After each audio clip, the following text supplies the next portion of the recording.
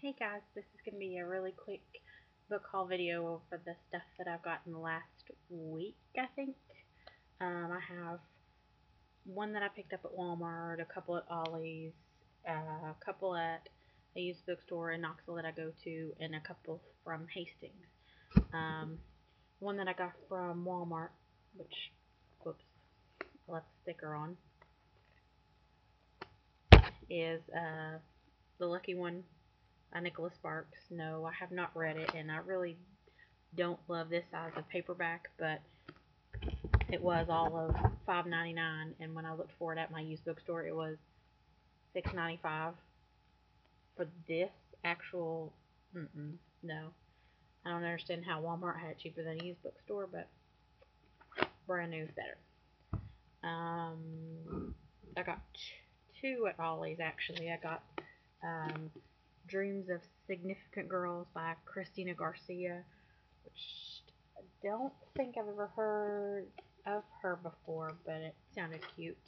And then I also got, I'm not going to take it off the shelf, but I got this one, which is Matthew Brady. He is, well known for his Civil War photographs. It's just neat to thumb through.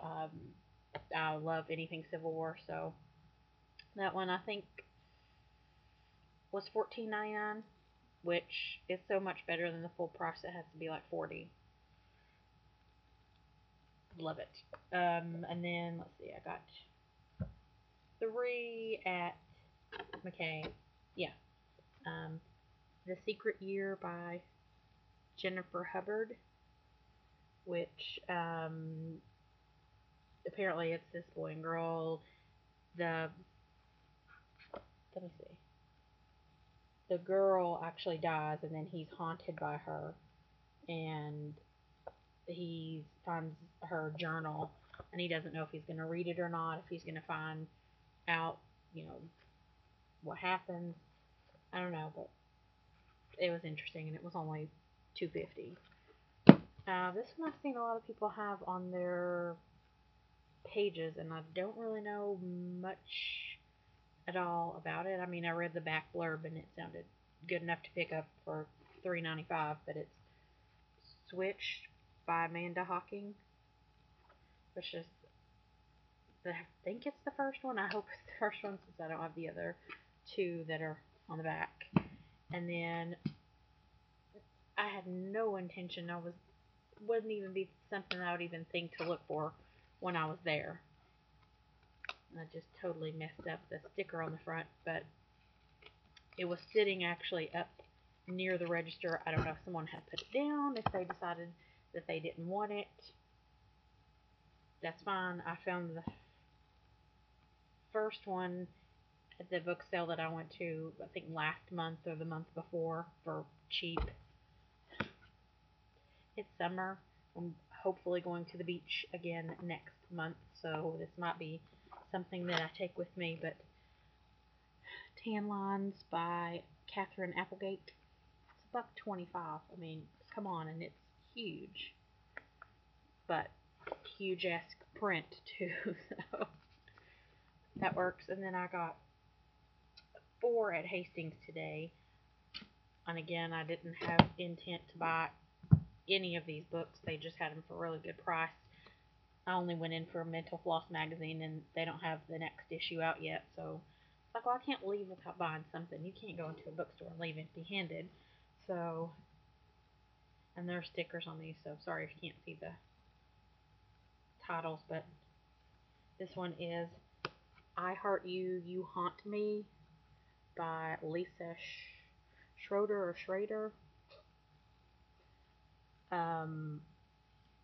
I'll just read you the back. Girl meets boy, girl loses boy, girl gets boy back, sort of. Ava can't see or touch him unless she's dreaming. She can't hear his voice, except for the faint whispers in her mind. Most would think she's crazy, but she knows he's here. Jackson, the boy Ava thought she'd spend the rest of her life with. He's back from the dead, as proof that love truly knows no bounds. So, I just took the sticker off that one. I don't remember how much I paid. I think it was like $2.50. It's not bad. And then I'm going to be 30 next month. And I recall sometime early when I was in college picking up an Hopkins book before nobody really ever knew who she was. I think what was her first one? Crank. And I had it forever collecting dust, and I just never, I don't know that I never really wanted to read it, and I'm pretty sure it's not in this house anymore. It's probably long gone, but I thought, nah, I'll give her a try. It was one of the more recent ones, I think, if I'm not mistaken, but it's Perfect by Ellen Hopkins. And I figured, even though it's massive, of course it's written in verse, so hopefully it'll be a quick read. And this one, I really don't think that I had any intention of reading it until I found that it was $3.99. But Shiver by Maggie Stiefvater, if I'm saying that right. They had Linger, but it was in hardback, and it was $8.99. I mean, if I have the paperback, even though it's kind of beat up, I prefer just to have them all in paperback. And then the last one I got was, I actually have looked at this one several times that I've been in Hastings, and I didn't want to pay, what was it?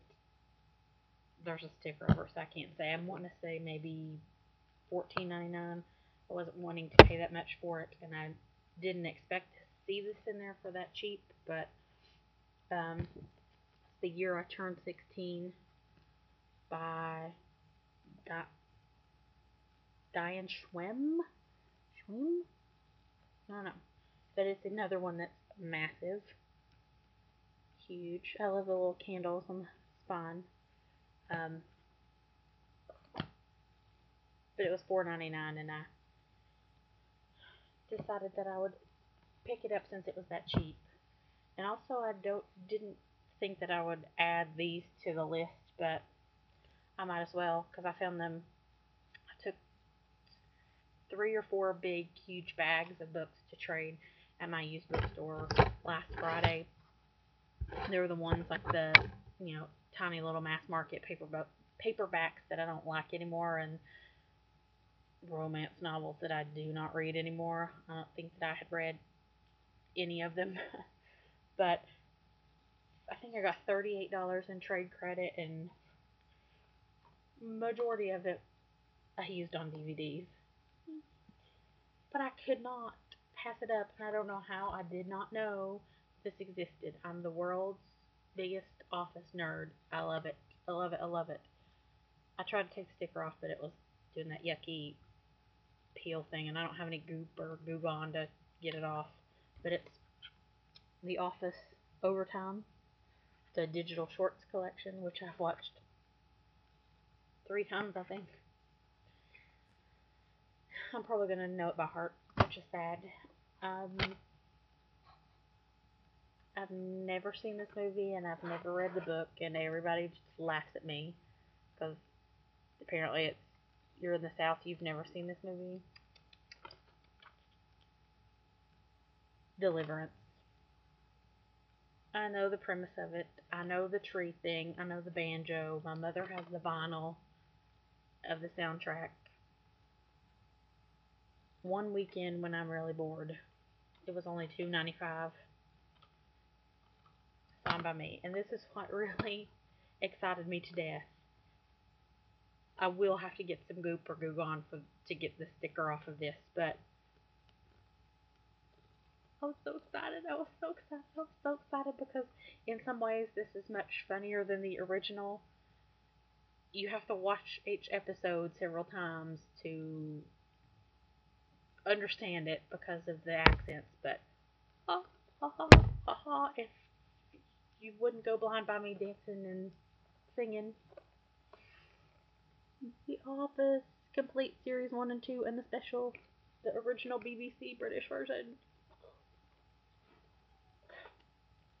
That's as excited as I'm gonna get right now without waking up the neighbors. Ah. But yeah, one of my favorite scenes ever was when, oh gosh, the jelly incident where he puts um, his stapler in the jelly, as they say in Britain, and then that converted into the American version of Jim putting Dwight's stapler in the tub of Jello.